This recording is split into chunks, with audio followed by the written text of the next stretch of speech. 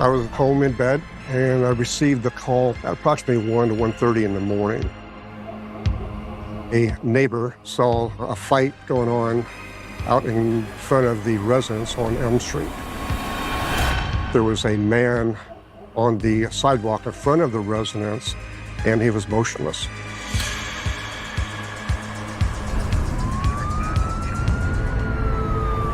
I'm just trying to get there as fast as I can. So when I arrived at the scene, there was a body lying on the sidewalk, and there was a mask between his legs. The deputies were on the scene, and they were very, very spooked. They described going into the house and locating one body and locating another body, and described it almost like a Freddy Krueger coming out of a closet. And these were big, muscular type of deputies. They didn't scare easy. And when I went in, and I see exactly what they were talking about. I've never seen anything like that in my life.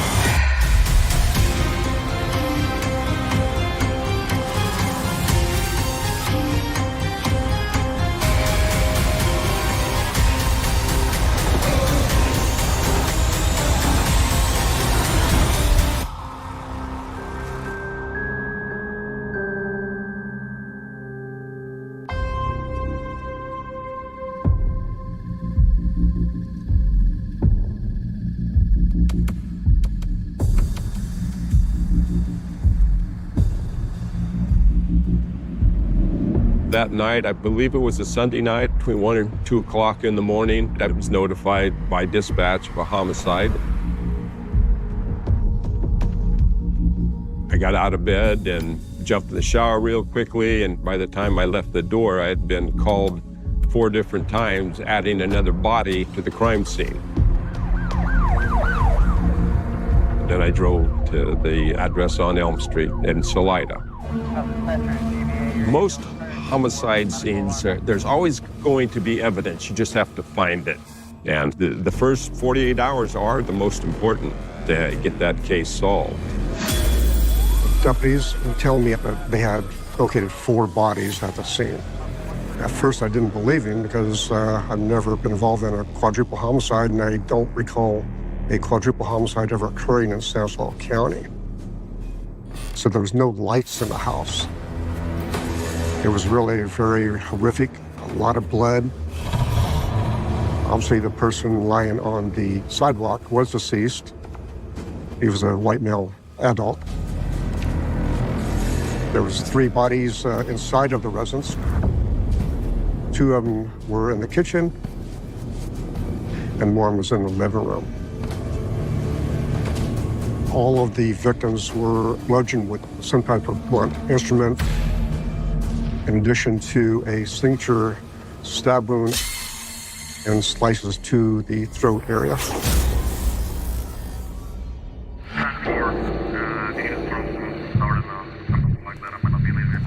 It was a bloody scene, but as an investigator, you don't care about how ugly it is, how much blood is there.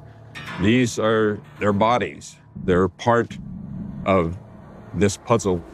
We identified 3 of the victims with ID that they had on the persons. One had been a Franklin Raper, who was 51 years old, Richard Ritchie, who was 25 years old, and Dennis Caldwell, who was 35 years old. The one that we did not identify right away was a female, young female, about 22 years of age. Her injury to her neck was so horrific that she was almost decapitated. Myself and other investigators were all wondering how these people all related. We had no idea who knew each other because of the different ages.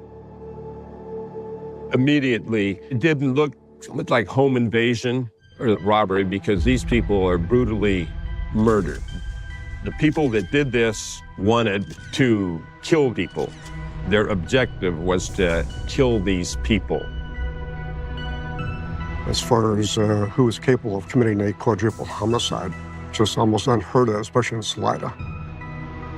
So at that point, we had no idea who the perpetrators were.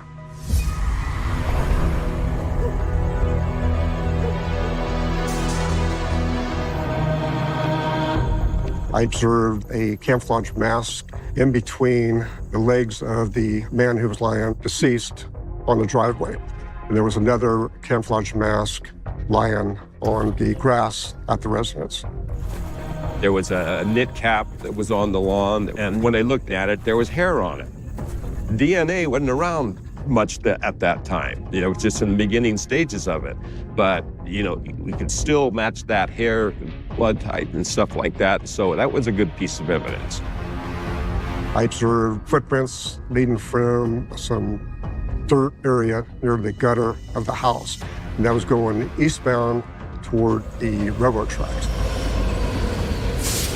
Following the footprints, there was a bat, a K-bar knife, a knife sheath that they discarded. That tells me that there's more than one person that did this. So there was a trail, if you will, of evidence to where they went to a vehicle and then left the scene.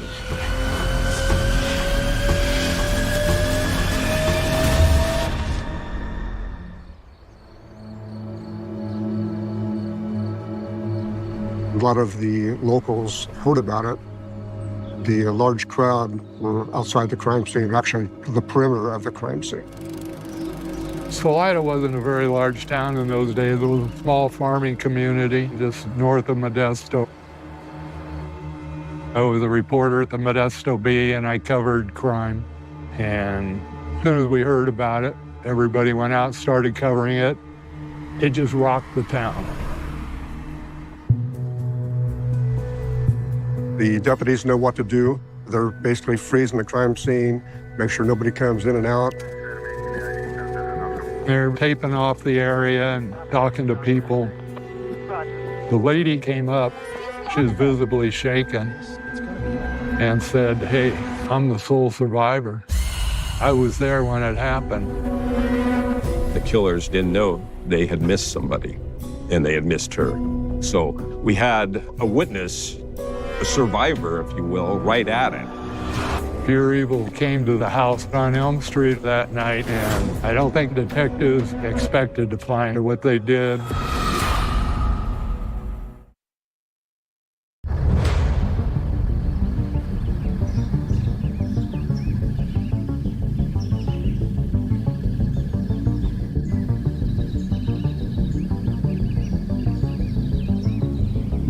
By the next morning, everybody in Salida knew about the massacre on Elm Street. It was just a horrible crime. It was a bloodbath. There was a lot of fear. They were afraid at that point that, hey, what's going on here?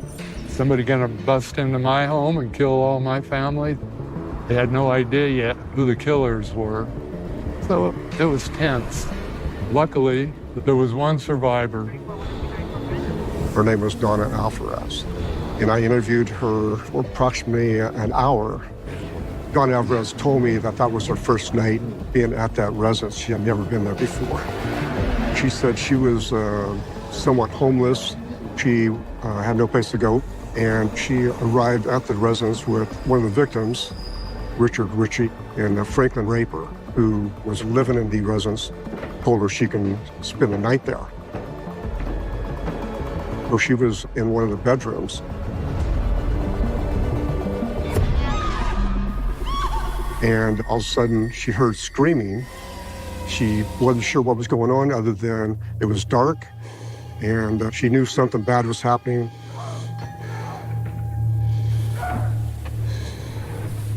She looked out the door and saw everybody had a camouflage mask on. One of the individuals removed his mask briefly, And she said was obviously a Caucasian, but he had Afro type of hair.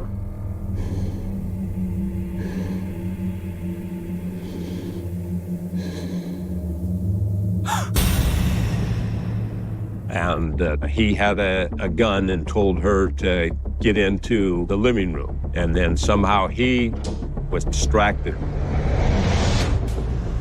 She felt that she got to get out of there, so she went, the only place she could go was to the garage. She then hid under a pile of laundry that was on the floor of the garage. After hearing all the commotion, she said it got quiet, and she found out that everybody was murdered except for herself. Apparently, during the murder frenzy, they forgot about her, and she was able to slip out of the garage. I think the garage door was broken, and she was able to get under it and run to a neighbor's house. He called 911.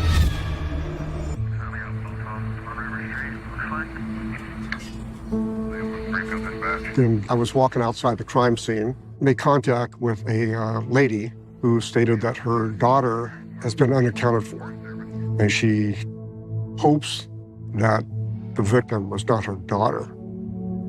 And she said, I heard my daughter might be one of the victims. And they said, well, can you identify anything about her? And they said, well, she's real small and got dark hair, has a little tattoo on her. She had brought a photograph to us of her daughter. And based on that photograph, we were able to identify the young female victim as being the lady's daughter, Darlene Paris. These people all had families. A couple of them were married, and it was just real sad for the families that their loved ones were butchered like that. That night, I just had a weird feeling, like I was uneasy. I don't know.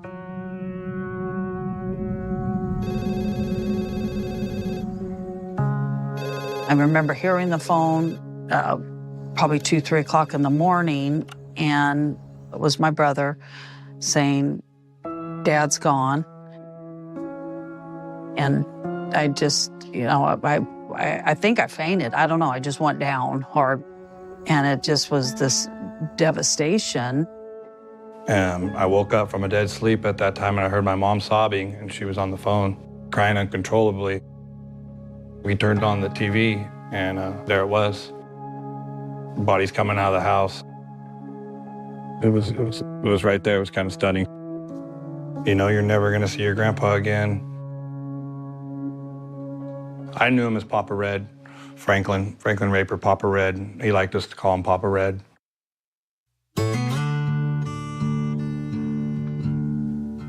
My dad was very giving and loved his family, and his family also included what he would call his people, which were not necessarily blood related.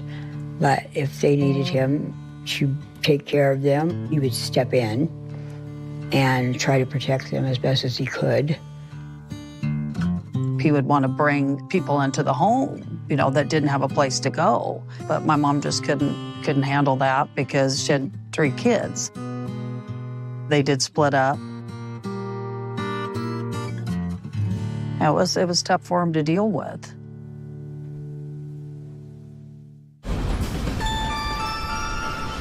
I remember at that time, it was kind of like, what are you going to do, Papa? Like, where are you staying at? And he said, well, I'm staying close in Salida.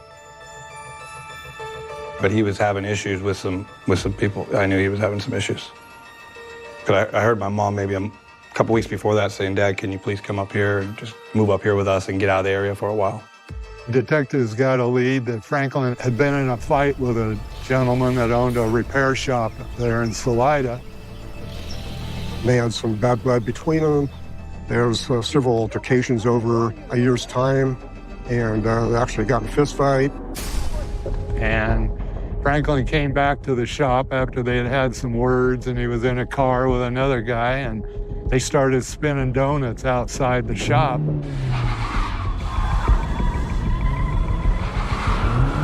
And unfortunately, Franklin's vehicle died And so the owner of the repair shop confronted Franklin.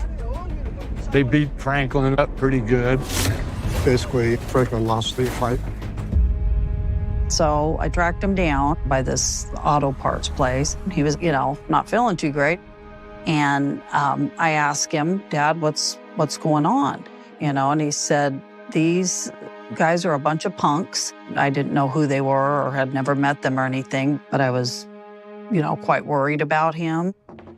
Detectives zeroed in on the shop owner, tracking down all the problems he'd had with Franklin.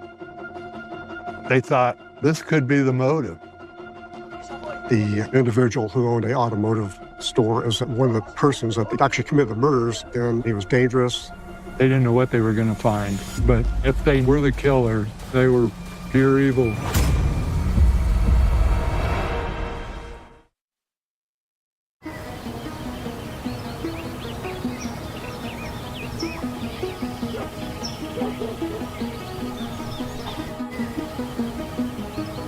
Detectives started running down leads and chasing suspects, and they found out one of the victims, Franklin Raper, had had a beef with a guy that owned an auto body shop there in Salida.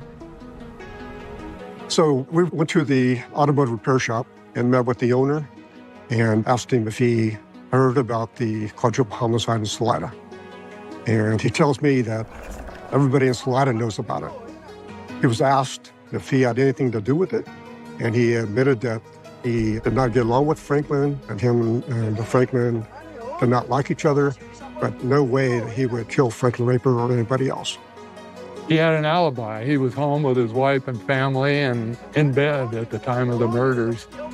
His family was interviewed, and they checked out his alibi. We determined that there was no indication that he would kill Franklin Raper. So they let him go. At this point, the town was on edge. They couldn't believe it. Salida's a nice little town. And here's this horrendous murder of 4 people. Everybody was afraid. I was in the 5th grade with Darlene's half-sister, younger half-sister. We realized that we were both part of this crime. My grandfather was a victim. Her older sister was a victim. For her being a sister and being so close like they were, it was definitely something I noticed impact her big time from a change from when I knew her before. We were going through different therapy sessions in school counseling and connecting on our own. It was devastating for that family. It really was. It was devastating for everybody. These guys nobody's gonna be able to catch them. Are they gonna find out who did it? So it was a lot of fear at that time, a lot of fear. Nobody knew who the killers were. They didn't know if they were gonna be next. It was a rough time. Detectives started looking elsewhere. They went to Franklin's family. I interviewed Franklin Raper's son, and he told me that Franklin Raper asked his son if he could borrow a gun. And the son said, why? Why do you need a gun, Dad? And Franklin says, well, I'm afraid of this guy, Jason LaMarche. And Franklin was no sissy. So to be afraid of some guy, his son thought, this guy must be a bad hombre. And turns out he was. Jason LaMarche was a bully. My grandpa would talk about him, and I know there was some bad blood there. Jason LaMarche had stolen Franklin's car, put it out in the street, set it on fire. So then Franklin knew, hey, this is serious. I need to protect myself. Jason LaMarche, he's threatened to kill me. I knew that his car had been burned up, and they pulled him out of the car and broke his collarbone. So I went to see him.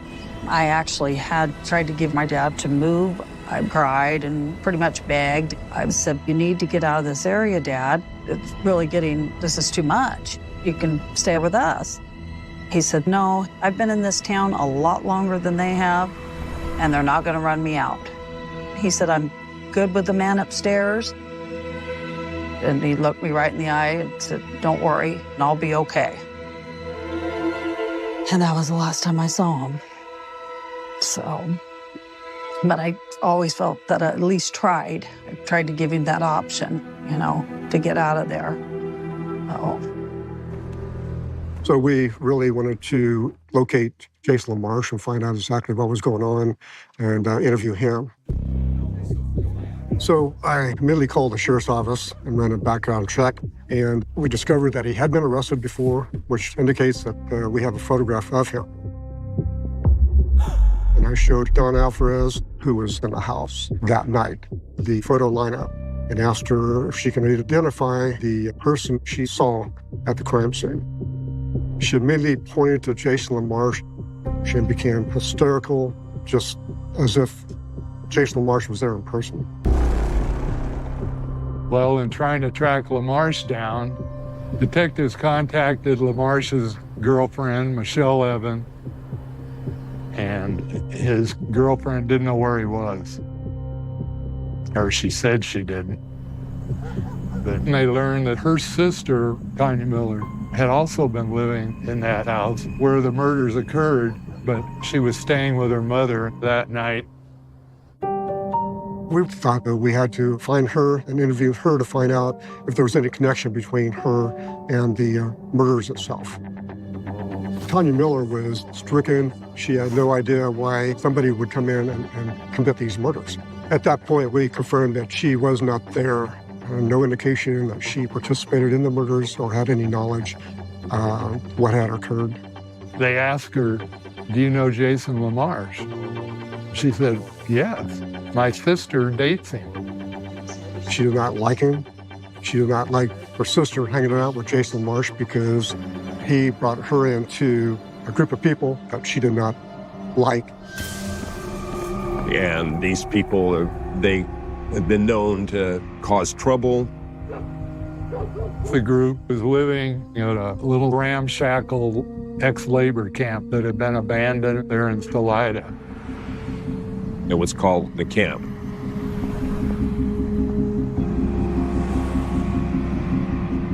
She stated that Franklin Raper actually lived at the camp for a while, and then when he left the camp, she allowed him to stay at the residence on Elm Street to get away from the people that lived at the camp. So the detectives decided, well, we're going to see for ourselves what's going on. And so we went out talking to people, gathering information. The community felt like they didn't want anything to do with those people. They could see armed guards walking around the perimeter of the place. They had heard rumors that there was satanic rituals being held there. The community didn't really know what these people were all about. They were just afraid of them. Well, after we had developed this information, we're going to go there and, talk to them and see where they were last night.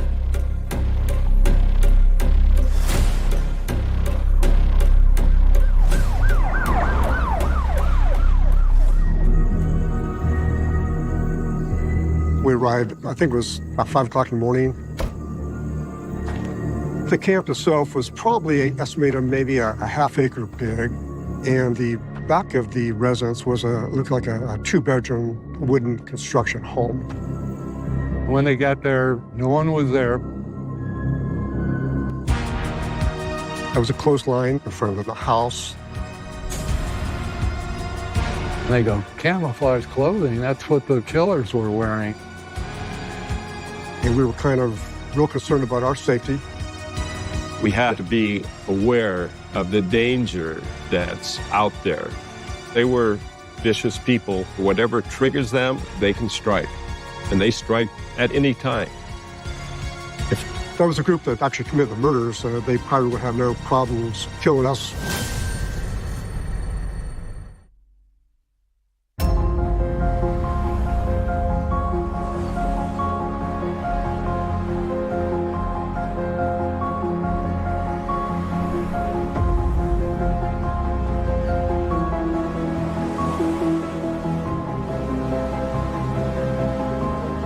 You've got a bunch of people living here in the camp, and Jason LaMarche is one of them, and he's a prime suspect.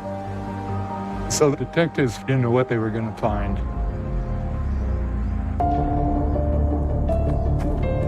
And then a man came up and started talking to the detectives. He said he was named Gerald Cruz. We learned that Gerald Cruz was the leader of the cause. He was a big man. He was 300 and plus. We started talking to Mr. Cruz. And I asked him if he had heard about the quadruple homicide in Salida, and he said no, he hadn't heard about it. I don't know anything. What are you talking about? I don't know what you're talking about. You know. Which I thought was very strange because everybody in Salida had heard about it. As an investigator, you can tell when people are lying to you. Something's not right here. What immediately struck me was his shoes had a couple of very, very small specks on them that, in my mind, could be blood. I told myself that I believe this guy could very well be one of the suspects in the homicide. I asked him if Jason LaMarche lived on the property, and he pointed to a trailer that Jason would stay in. But he said he was not home, and he stated no, he does not know where he's at. Now, walking back, I know what I was thinking, and I knew that, all right, there's something here, and start putting a search warrant together. And at the same time, we're going to watch this place.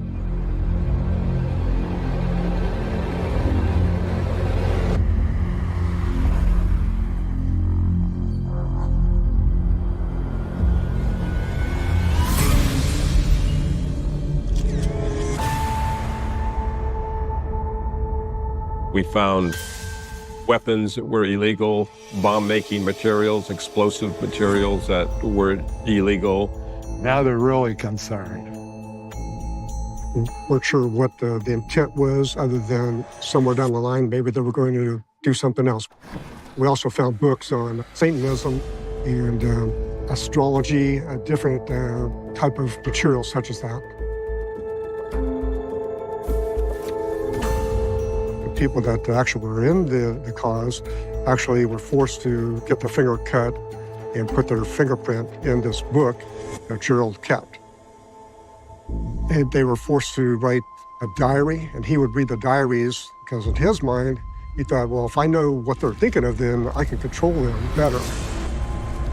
And then detectives found things that were beyond their wildest nightmare. There was a will, a punishment wheel that we found. It was called the Wheel of Punishment. And when Cruz thought somebody had done wrong or had screwed up, he would throw it in the air and have them catch it. Wherever their thumb landed, that was a punishment they got.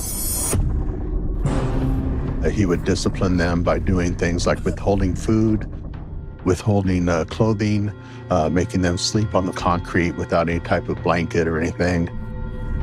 He would use forced sodomy. He would use oral copulation. It could be all kinds of bizarre happenings, whatever Gerald came up with. It would dehumanize the people that were under him. And they would look to him for everything, for their basic needs. Gerald Cruz would exhibit a lot of the traditional types of manifestations that cult leaders exhibit. Mind control, physical torture, financial control, sexuality.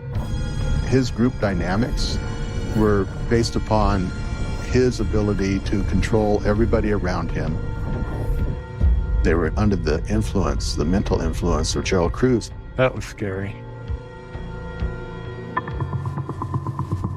So after the search warrant was conducted, we found receipts where they had purchased a K-bar knife and where they had purchased a camouflage mask. Everything was falling into line as to leading to the suspects at the camp being the perpetrators of the homicide. But we don't have the suspects in custody. Now they just needed to find out who was involved out of the group there and what what their participation was.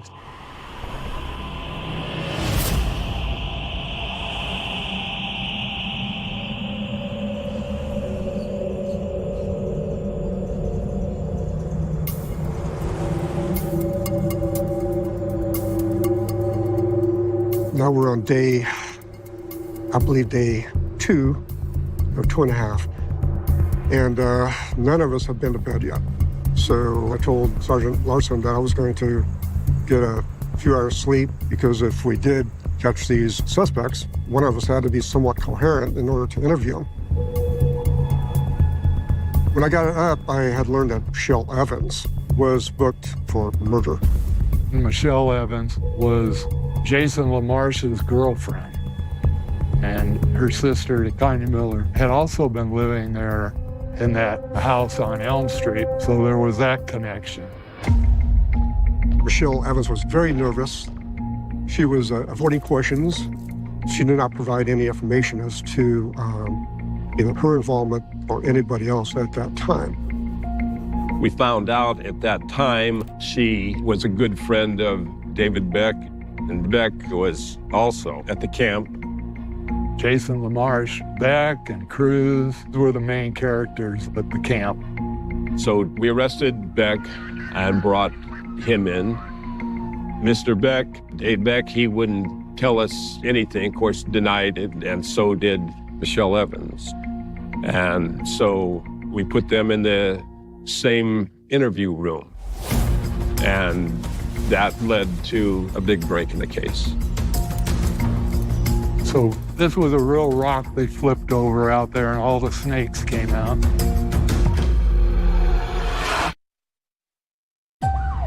Detectives needed to find out who was involved in the murders of Franklin Raper, Darlene Paris, Rich Ritchie, and Dennis Coldwell. The massacre on Elm Street. They're starting to gather people up, and bring them in for questioning. We arrested David Beck and brought him in, and also Michelle Evans. And we put them in the same interview room. That's an age-old tactic used by investigators. And she went in there and started talking in a low voice and telling him that she did not tell us that anything about him being involved. And Mr. Beck was doing everything with his hand motions without saying anything for her to shut up. But she kept talking. And after that conversation, I immediately conducted my own interview with Michelle, see what, if any, information that I could obtain.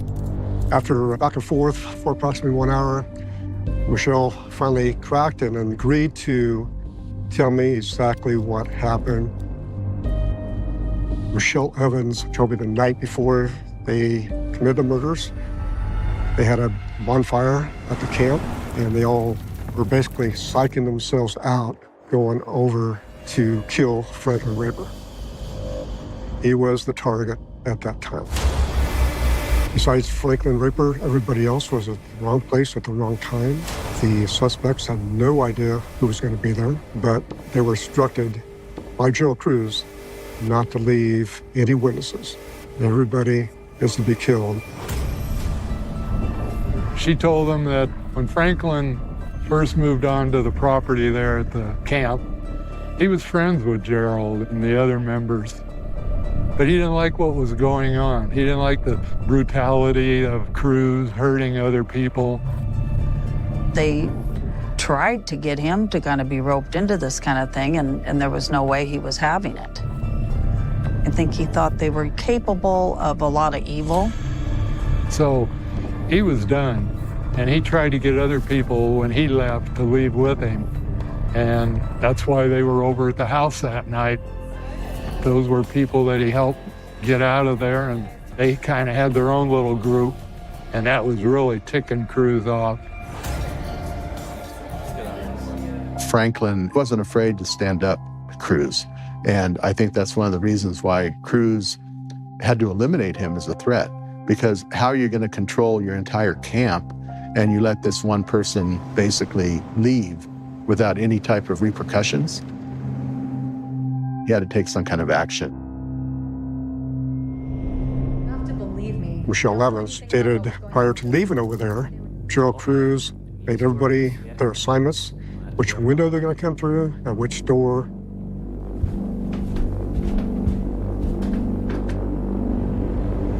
So she drove the car, and they drove to Elm Street. She stated she parked her car over by the railroad tracks, and she pointed to where, when we found the murder weapons, that's where she parked the car. Michelle went into the home before the murders occurred because her sister lived there, so they wouldn't think anything about Michelle just walking into the house. They were in that house, and Mr. Raper was extending hospitality. Donna Alvarez was in bed.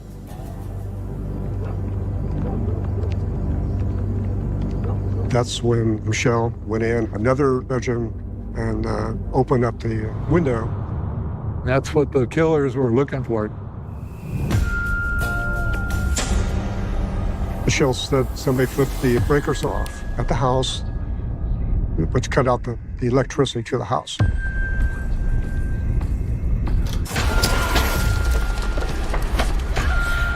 That's when they went in there like gangbusters, coming in the windows, in the doors, and they caught everybody off guard. Those poor people must have been so freaked out when those guys came in wearing masks and everything. So they went right over and started attacking them. Michelle said she was walking outside, and she walked right by a body right there in the front yard and waited in the car until everything was over. Michelle Evans provided me all the names, and everybody was there. With that information, we put out a BOL, which is be on the lookout, for all the names that we listed, and they're all wanted for quadruple homicide. Dave Beck was already in custody. The first individual that was picked up was Ricky Vieira. And then Gerald Cruz, who's the ringleader. Ron Willie was also arrested. Everyone except Jason LaMarche. They couldn't find him. He's the final one they want, and they want him bad. LaMarche had borrowed a car and drove with a female to Oregon, and she did not know what for. And on the way up, he told her, I was involved in the murders, the massacre on Elm Street. And she freaked out, but she was cool about it. So when they got to Oregon, a little town called Pendleton, they pulled in, got a motel. She's still freaked out, thinking, I'm here with this killer. So she finds a telephone. Pendleton Police Department activated the SWAT team and took him down at the hotel where he was staying.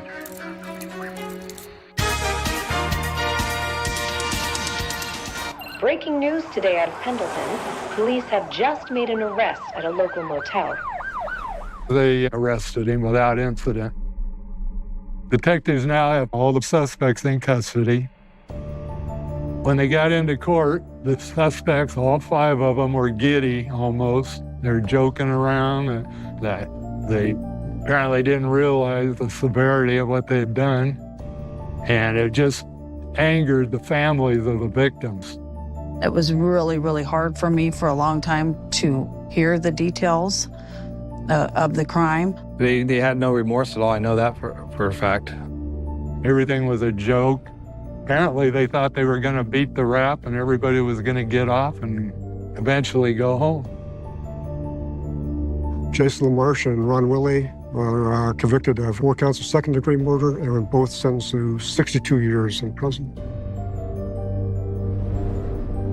For Ricky Vieira, he is on death row right now in San Quentin, along with Dave Beck and Gerald Cruz.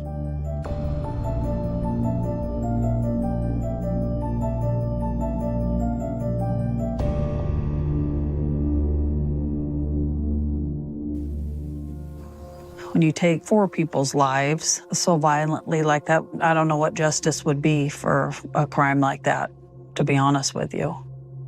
I actually told them, I want to be able to forgive you, but I can never forget what you did to my dad.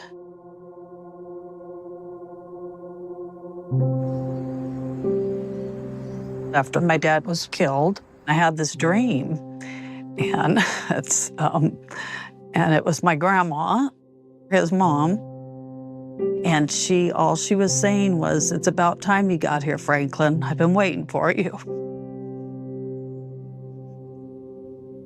And so it gave me a lot of comfort to have that dream, because that dream came to me and I knew Dad's okay. He's at peace. In Cincinnati, we have Riverfest, and it's the biggest event of the year. They have music, they have fireworks. When you're on a night crew, you sit around waiting for death. They were wasting their time looking at me. Word was spreading among people. Could they be next? I was afraid to leave my house. We started off the day at a big party, and we ended up investigating a murder. As a dentist, not only was he looked up to, he was a figure of authority. Whatever was going on, you could bet that Colin Howell would be there, either leading it or right at the very heart of it. She was a young woman who was looking for excitement. A town like Coleraine, it's very hard to keep an affair like that a secret. He thought he was extremely clever. That no one would have any reason to suspect anything other than suicide.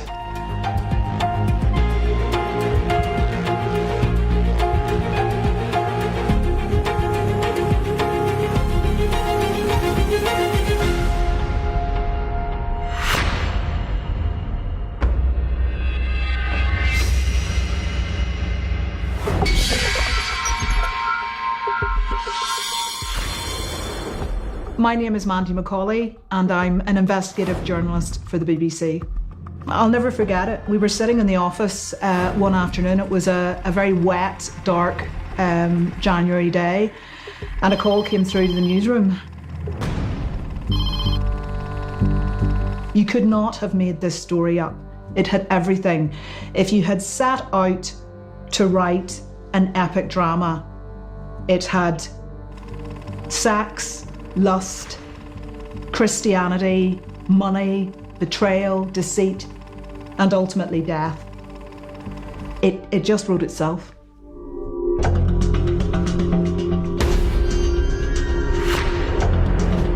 I'm Peter Winter. I'm a reporter with the Coleraine Chronicle. It wasn't a typical case because most murders occur on the margins of society. This involved two very respectable middle-class families, church-going, God-fearing people who were well respected in the local area. We just sat there in complete shock and disbelief. A very well-known, very high-profile dentist had just walked in to a police station in Coleraine and had confessed to murdering his first wife and also the husband of his former lover.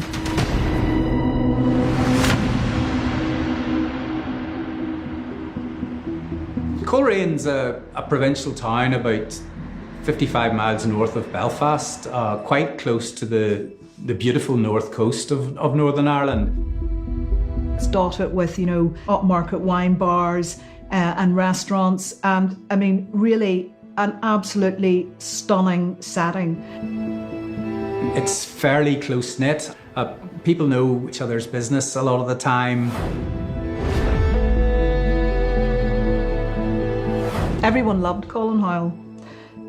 Colin Howell was extremely charismatic, very chatty. He threw himself into everything.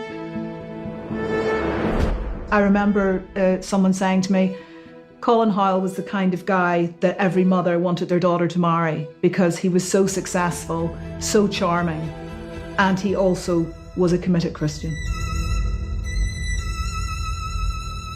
Colin Howell grew up in Portadown in County Armagh. He went to Queen's University, where he was singled out very early on as a high flyer in the world of dentistry.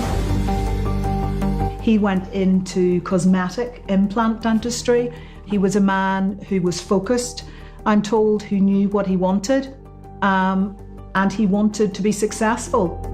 That's where he met his future wife, Leslie Clark, as she was then. She was a nurse at the local hospital in Belfast. Leslie was a very natural beauty, very ethereal, very soft. You know, people talk about her melodic voice, that she lit up a room. At a fairly early stage before they were married, she got pregnant. Now, that must have been really tough for her as a religious person.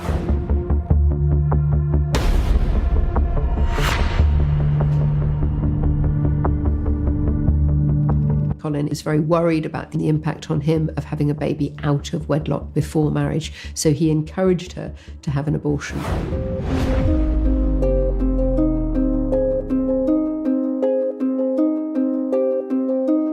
An outsider looking in would have seen a very successful, very charming, very loved up couple. A couple who were going places. He was a youth leader in the local church, so whatever was going on, you could bet that Colin Howell would be there, either leading it or right at the very heart of it. Leslie was very, very popular among the other mothers and had lots of friends. They moved from place to place, always socially, upwardly mobile, moving to bigger houses, better areas, and so on.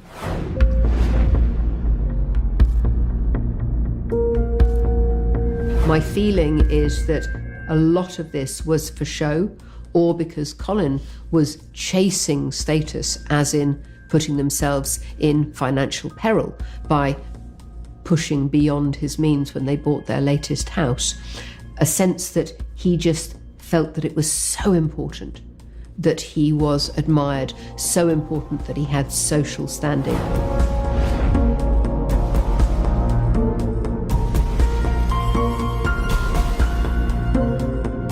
There was very much two sides to Colin Howell. There was the very charismatic Colin. He was also quite an arrogant man, but also very, very dark moods that would flicker to the surface every now and then.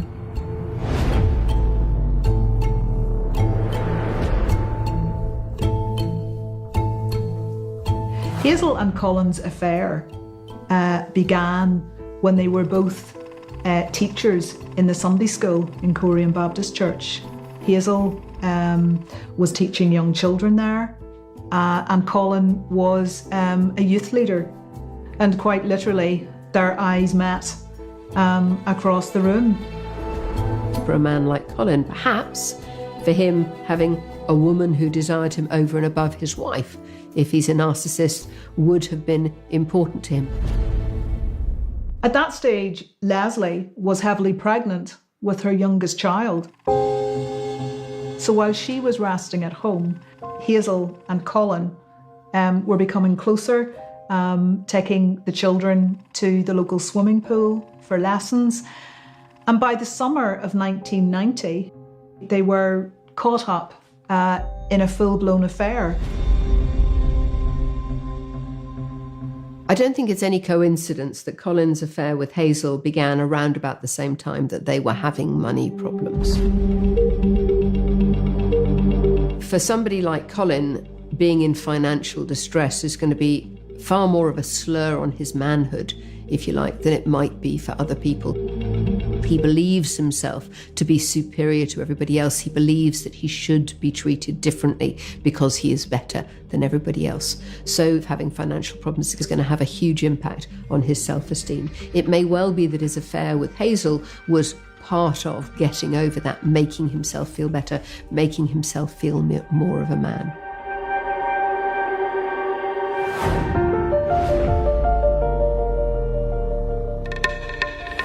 She met her future husband Trevor at a very early age, and the pair got married and moved to Coleraine, where Trevor, who was a policeman, had been posted. Trevor Buchanan was seen as a solid, dependable type who'd worked hard to get his dream job in the police. Trevor was a very antithesis of Colin Howell. Colin Howell had to be in the centre of everything, whereas Trevor was a very funny guy, dedicated to his family, incredibly decent, and had lots of friends, and he was happy with that.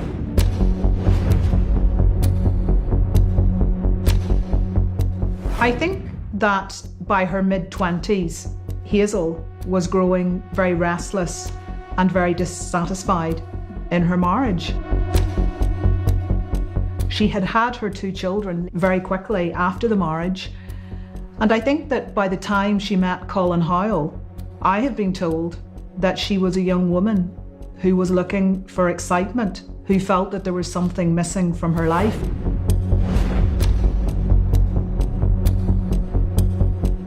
A town like Coleraine, it's very hard to keep an affair like that a secret. They would go to sort of local beauty spots, but there was always a risk that they'd be seen by somebody who knew them. Anyone who lives in a small town knows that the chances of bumping into someone you know are always pretty high. What matters to Colin Howell is what other people think about him. And so long as that's pristine, so long as that is beyond criticism, he's happy. And so he will do things for appearance's sake. During the course of his affair with Hazel, Colin persuaded her to have an abortion, exactly as he'd done with his wife before their marriage. And that speaks to this idea that he does not want to be found out, that outward appearance of him being the perfect family man, the perfect successful dentist, was more important to him than anything else. I am Professor Donna Youngs. I am a professor of investigative psychology at Northumbria University. As a dentist, not only was he looked up to, he was a figure of authority, just compounding the sense of superiority, which I think was part of his personality.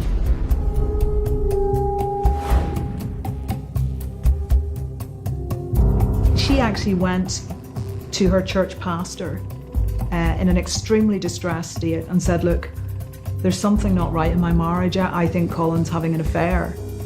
And the pastor confronted Colin and he point blank denied it. But eventually, Hazel did confess, and Leslie and Trevor were both told about what had been going on.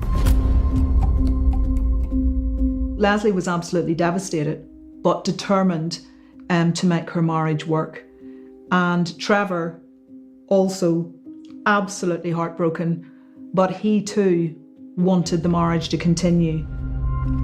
The Baptist Church did their best to counsel the couples and try and put a stop to it.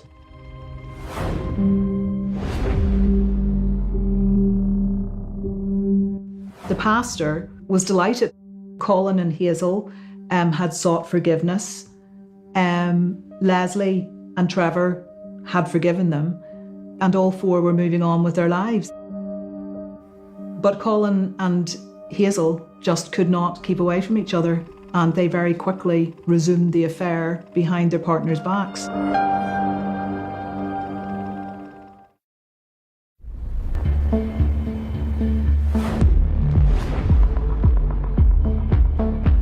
At night, Colin would go running through Mount Sandal Forest, which backed onto Hazel and Trevor's house. And while Trevor was out on night duty as a police officer, Colin would go into Hazel's house and they would spend time together, and then he would leave in the early hours.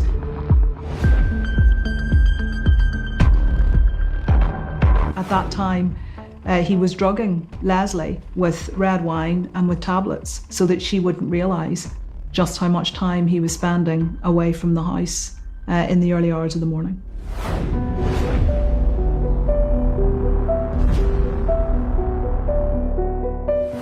She was absolutely devastated by this. By all accounts, they had a very close relationship. It must have been a terribly difficult time for her, and therefore it's not really surprising that she did turn to alcohol and drugs.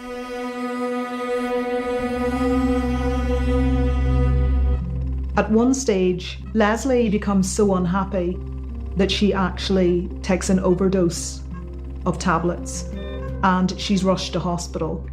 And she survives and is very remorseful, and she tells her friends that she could never leave her children and she will never do it again. It seemed very much that this was a cry for help, but she did write a suicide note.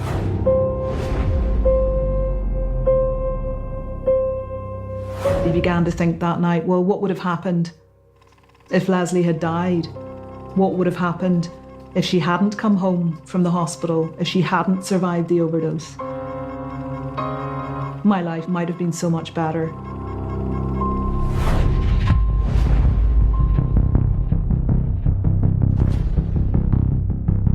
He told Hazel about it one night at a local beauty spot.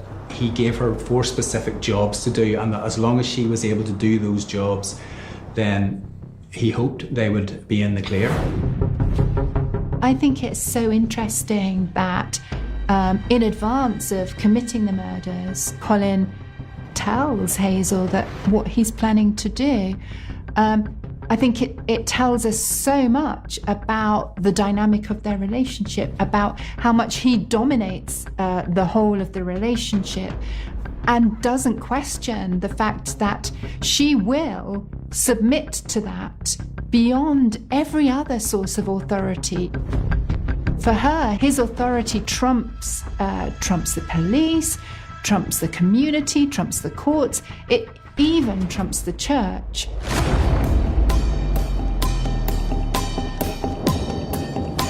Leslie, in the early evening, was going in and out of consciousness on the sofa in the lounge. She had been drinking red wine. She had also taken some prescription drugs. He gave her a sedative to ensure that she was asleep. Colin, as a dentist, there's no question that he would have had access to drugs, including tranquilizers and including sleeping tablets.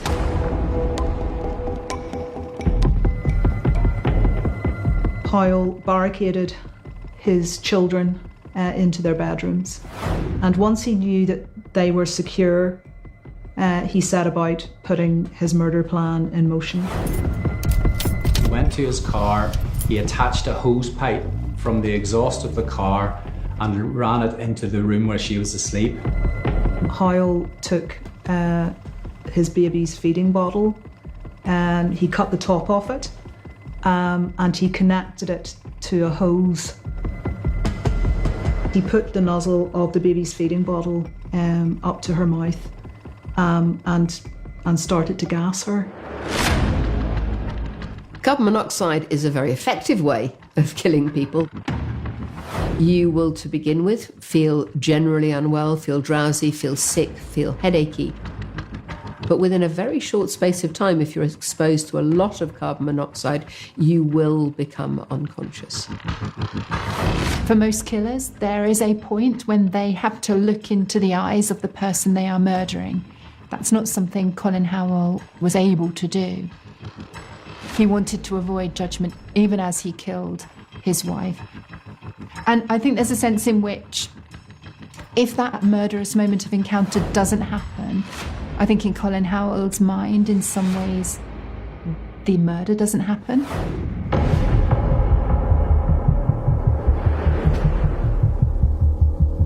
He carried Leslie to the car and put her in the boot, covered her with a blanket, gathered a few things, photographs, a tape recorder with a tape that had gospel music on it, and drove across town to Hazel's house, where Hazel was waiting for him.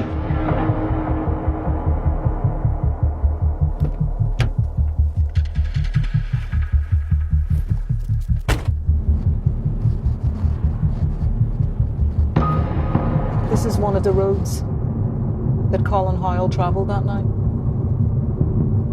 It's hard to imagine what he must have been thinking. He had his wife's body dumped in the boot. He later said he was terrified that he would get stopped by police. And so he was driving very slowly.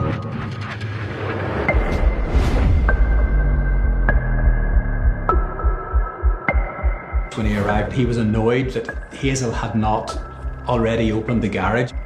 That had been part of the plan. She had been standing at the window, but she hadn't had everything ready for him for his arrival. When Hoyle arrived, Trevor was lying, drifting in and out of consciousness in his bedroom. Hazel was sent by Hoyle into a room where she hid while he turned on the ignition again of the car in the garage and again fed the hose pipe through to Trevor's bedroom. He held it up to Trevor's mouth and realised that Trevor wasn't asleep, he wasn't unconscious, and that he was going to fight for his life, which Trevor did. He jumped on the bed, took the hose and thrust it directly into Trevor's mouth. Now at that point, Trevor awoke and a struggle ensued. But he was in a drugged state and he was no match for Colin, who was fit and healthy as it was. And he was on top of him, astride him. He kept the hose in his mouth and waited until the body went lifeless. We're talking about somebody who in his everyday life is used to controlling people and then doing things to them. And I think in his mind, this would just have been an extension of that. Colin had given Hazel a series of orders. He told her to prepare clothes in which he could dress the body. And after he'd finished, he told her that she was to dispose of the hose pipe that had been used for the murder. Presenting as a suicide is a cowardly approach to murder. It's a way of trying to set it up so that the blame can be passed from him, not just to avoid detection, but to set up a story that that's what's really happened. At just after 3 a.m, Colin had left Hazel's house and he was driving along this road with not one but two bodies in the boot.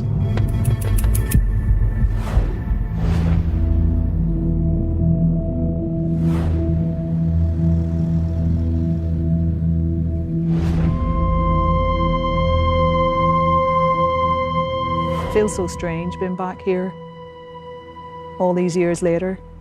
I think it's only now that you realise just how stunning this little village is and how obscene it is that Colin Hoyle drove up this road with the bodies of his wife and his lover's husband in the boot. Such evil in a place that is just so tranquil.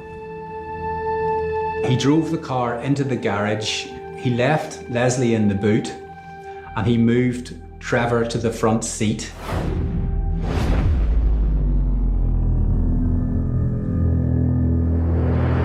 Trevor was quite tall, so Hoyle had quite a few problems getting him into the driver's seat, and he actually had to leave Trevor's leg or his knee wedged in the driver's seat door.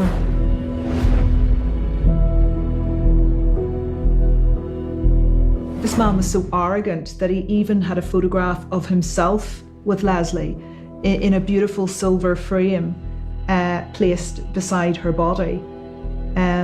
He really did think that he had staged and dressed the scene right down to the very last detail. He placed headphones on her head and pressed play on a cassette player which contained a cassette with gospel music.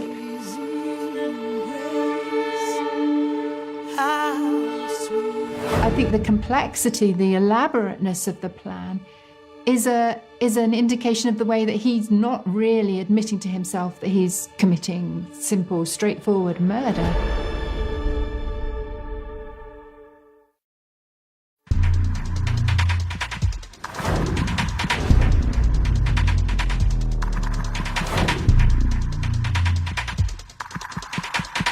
He picked up his bike that he'd stashed on the hedge.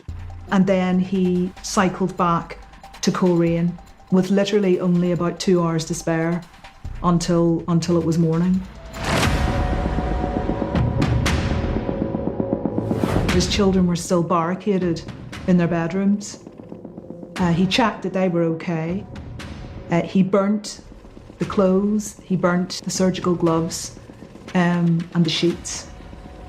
He rang Hazel to tell her that he had made it safely home. And then he set about his cover. Colin calls the church elders. He says his wife is missing. So the elders of the church go looking.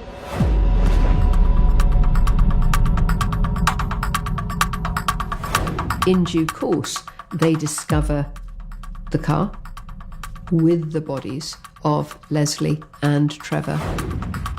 There was an exhaust pipe, a pipe piping carbon monoxide into the car.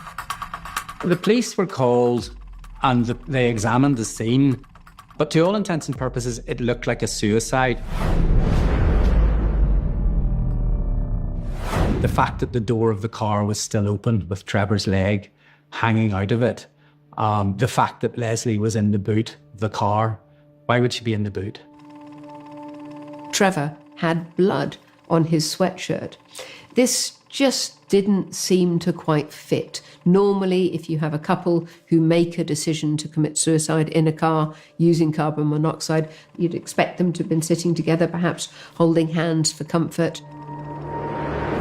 Colin had perhaps relied on the fact that a pathologist's report would undoubtedly find that the pair had been poisoned by carbon monoxide. Given the background to the case and the upset that his wife and his lover's husband were clearly going through. Hazel tells police that the previous night she had been awakened from her sleep by noises from the kitchen. It had been Trevor and Leslie. They had sounded very distressed. It added to the narrative that Leslie and Trevor were together the previous night, but also that they were extremely distressed by the affair.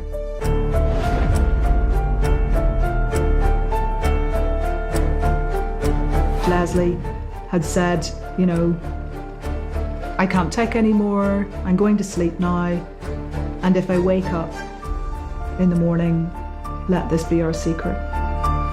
But in actual fact, the note that Colin had produced was one that Leslie had written months earlier, when she had discovered that her husband and Hazel were continuing their sexual relationship behind her back. I think that Colin Howell had a very high opinion of himself. He thought he was extremely clever, and yes, he thought that he was clever enough and smart enough to get away with a perfect murder.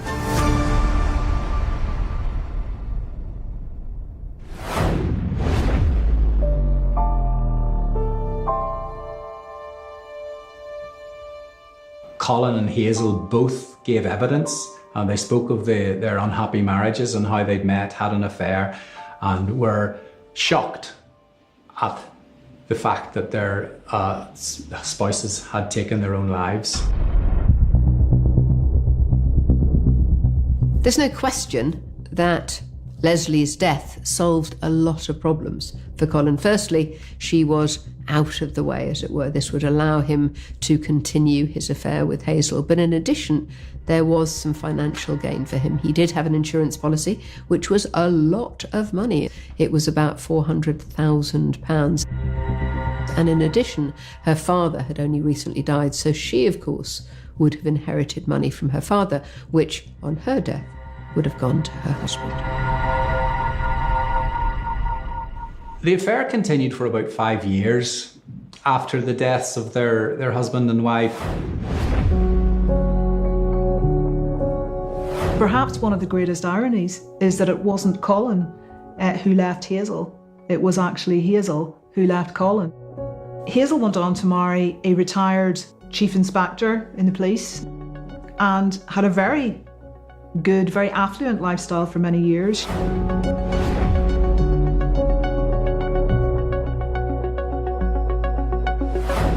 Colin met an American divorcee. She had come to Northern Ireland from America, where she had fled an abusive relationship. She had 2 young children. And within 11 months, they were married, and they went on to have 5 children. Using the money that he had made from Leslie's death, he went on to not only rescue his dental practice, but to forge a very, very successful international cosmetic dental practice. They would holiday around the world in the most luxurious spots, and by all accounts, Howell was living the high life.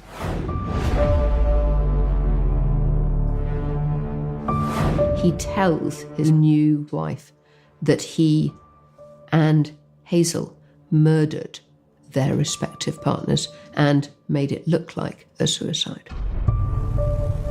To me, it feels as if it's a slightly false confession, in that I think he is absolutely confident in his wife that it will not go beyond her. That means that he can offload this thing that has been worrying him. This confession must have weighed incredibly heavily on her.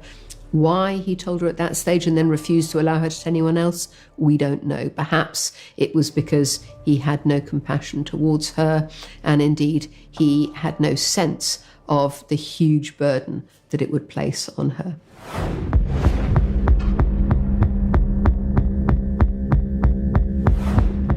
He'd invested in a crazy scheme to recover World War II gold that had been stashed in the Philippines by the Japanese, apparently. And unsurprisingly, he discovered that he'd been scammed, and he lost over £350,000. Colin was convinced that God had punished him for what he did to Leslie and Trevor by killing his beloved oldest son, and that now that he had fallen out of favour with God, he felt that he had no other option but to confess to what he'd done and to hand himself in.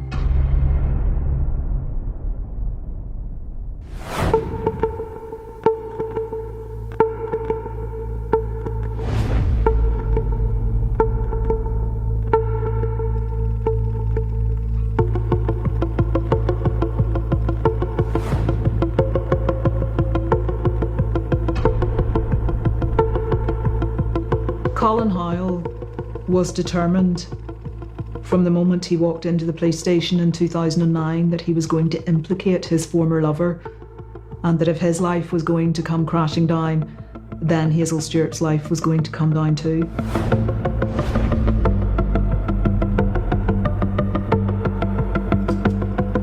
The detail that he shared with police was eye-watering. He literally went through everything, every detail of the affair, the lead up to the murder, the cover-up, everything. This really was a man who, for some reason, wanted to unburden himself.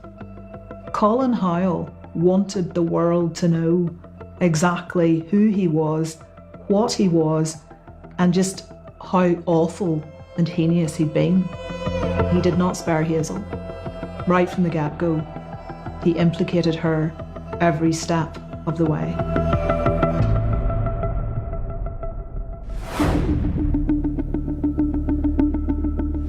Police came to her home. They told her what she'd been accused of, and her world came crashing down.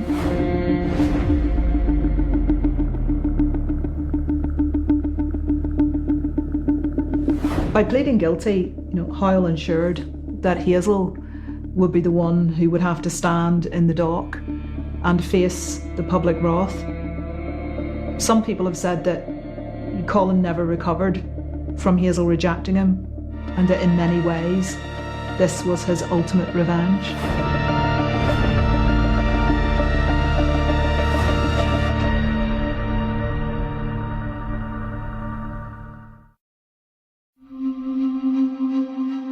trial of Hazel Stewart was scheduled to last about 3 weeks. This was the biggest and most sensational murder trial in Northern Ireland's history. I have never, either before or since, experienced anything like the anticipation and the drama that surrounded it.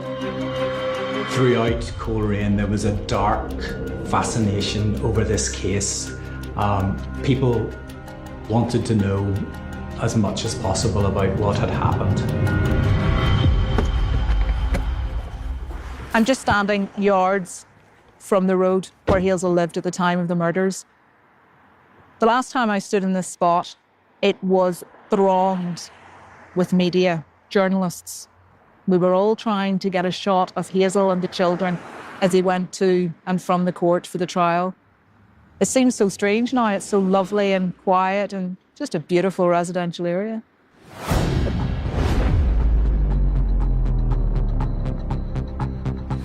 That was a big moment in the trial. Everyone wanted to see this guy. He hadn't been in public since his arrest. He'd been remanded in custody and had gone straight to prison after his guilty plea. But here he was in Coleraine Courthouse with the nation's media upon him. Colin painted a picture of Hazel as a woman who may have appeared as if butter didn't melt, but actually wasn't as innocent as she seemed. That was the message that he wanted to get across to the jury. And at every twist and every stage of his testimony, it was very much, she may not have been a willing participant, but she was right there every step of the way. He came across as arrogant. He spoke about his knowledge of forensics, which he had learnt during his study of dentistry. He spoke about thinking meticulously about the plan and being sure that it would work. The defence strategy was to paint Howell as a super intelligent, manipulative and controlling person who had swept her along against her will to do things that she wouldn't otherwise have done. I think Colin Howell was exposed for what he really was at that trial, and that was an extremely arrogant, self-centred showman. And I think the jury saw that quite clearly.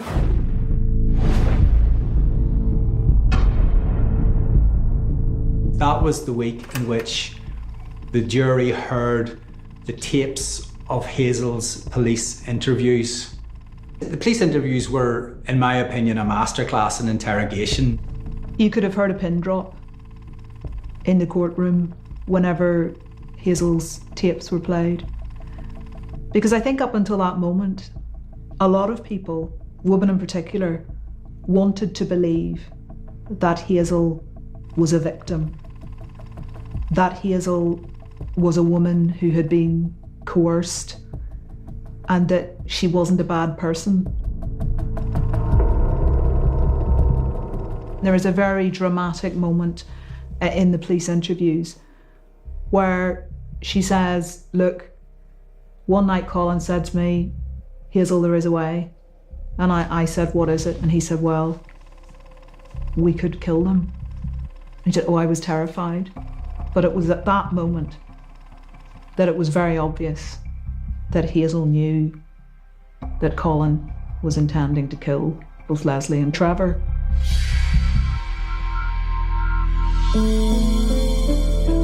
Detective Sergeant Jeff Ferris conducted most of the interviews, and he was able to draw out confessions that she knew of the plot, that she'd sedated her husband, that she knew how it was coming, that she opened the door to him, that she knew Leslie was dead in the boot, and that she'd provided clothes and that she'd destroyed evidence. She'd burnt the hose that had been used to poison both her husband and his wife. And I think when people heard the confession, heard that she knew what Colin was about to do, and that she had not made any attempt to save either Leslie or Trevor, think they were really stunned, and a lot of people recoiled from them. It was just unbelievable to listen to them in court. And there was Hazel, sitting silently in the dock, just looking straight ahead of her.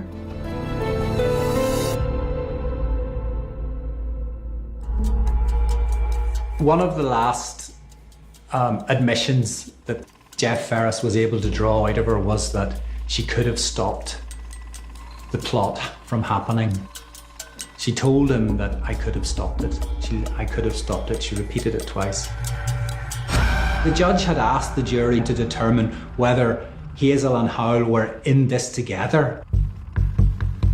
Hazel had tried to convince the jury that she was also a victim of Colin Howell. They didn't believe her. The judge said that she had shown very little remorse. In fact, he said that the only remorse she'd shown was about the fact that she'd been caught.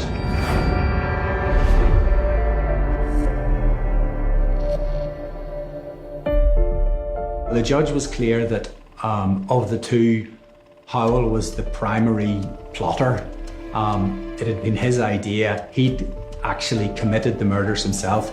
Hazel was not quite as culpable, but at the same time, she had done nothing to stop what had happened and had assisted Howell. It couldn't have happened without her.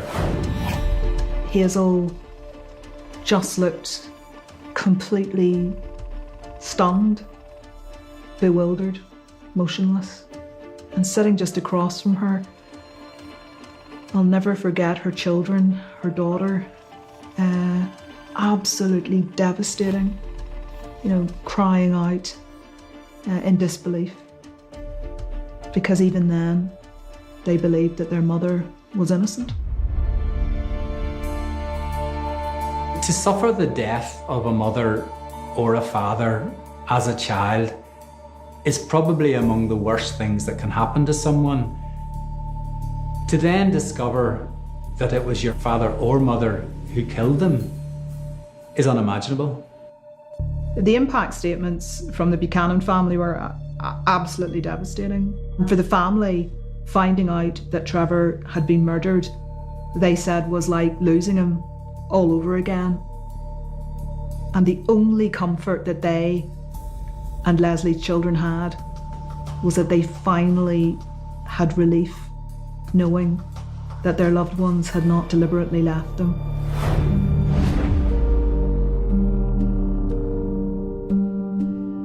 It's hard to put into words just how devastating this was for the evangelical, tight-knit Christian community in Coleraine.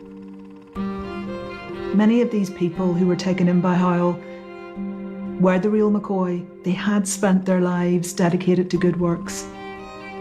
And this guy took advantage of them, and the fallout has been absolutely devastating. To this day. Could he have got away with it? He had got away with it. He'd got away with it for 20 years. Hazel wasn't going to say anything. Nobody would have known the truth unless he had confessed. All of the main players in this tragedy were people who on the surface looked as if they had it all. And yet, behind the scenes, as the trial exposed, they were no better than any of us.